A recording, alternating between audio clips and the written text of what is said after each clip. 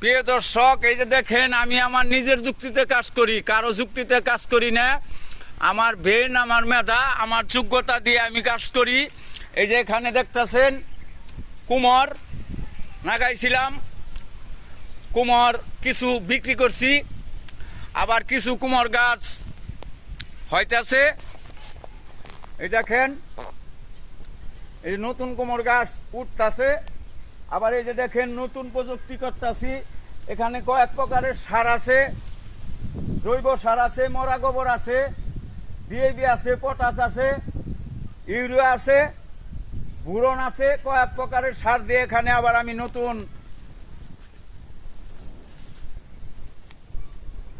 নতুন নাও লাগাবো। হাইব্রিড নাও যাকে বলা হয়, এটা ভাদ্র মাসে আসবে। আমি কারো যুক্তি চলি না, আমার নিজের যুক্তি, নিজের প্রশিক্ষণ।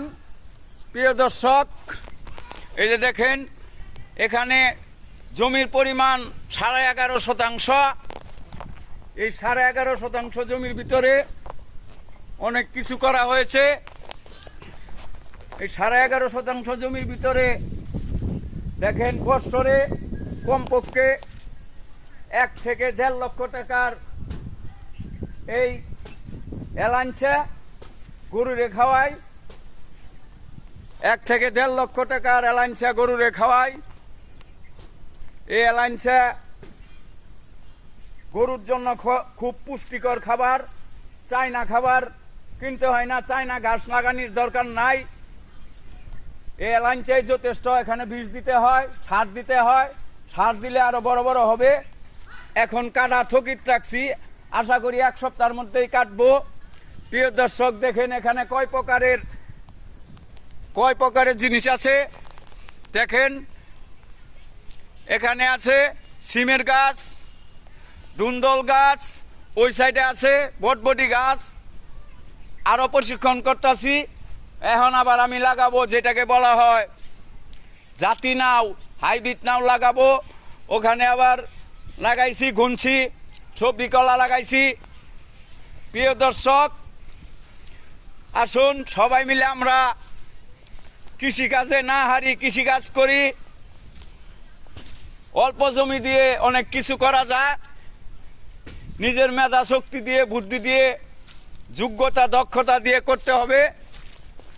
আসুন দেশবাসী সবাই মিলে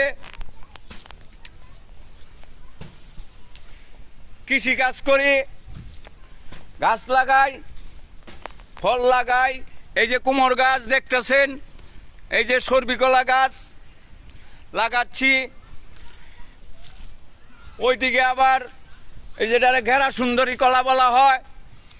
প্রিয় দর্শক, আসুন আমরা কেউ বসে না থাকি, সবাই মিলে যদি আমরা কৃষি কাজ করি, কৃষি শাকসবজি করি, আমরা লাভবান হতে পারবো।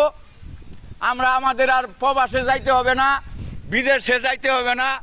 এই 6-7 লাখ টাকা খরচ করে বিদেশে যাওয়ার দরকার নাই। অল্প জমিন দিয়েই অনেক কিছু করা যাবে ইনশাল্লাহ। সবাইকে ধন্যবাদ। আসসালামু আলাইকুম।